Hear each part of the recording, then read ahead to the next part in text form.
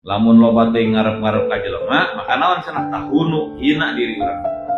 Tapi urang berharapna ka Allah, eta mah ti jelema rek ti mana jalanna, tong difokuskeun ka jelema gitu. Memang ari jalanna memang ti jelema, naon oge rezeki teh da urang teh ujug-ujug urang ti langit. Ngan tong fokus teuing ka jelema hiji ti dieu bae, ti dieu bae. Ya di awam rarasaan mah ya. Karena eta mah urusan ti jelema rek ti mana we datangna. Eta mah jalan doang gitu. Tetap orang berharap ke Allah, ka Allah maka teu disebut toma, tapi roja. Istilahna teh Pak.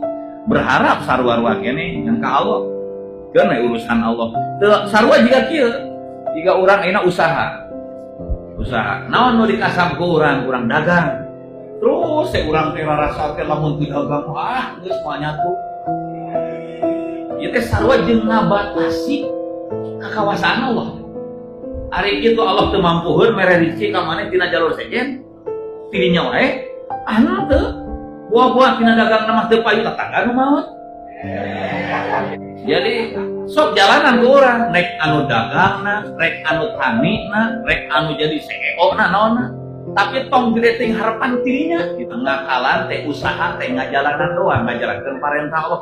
Keun rezekina mah Allah anu ngadatangkeun teuing ti mana pokona mah.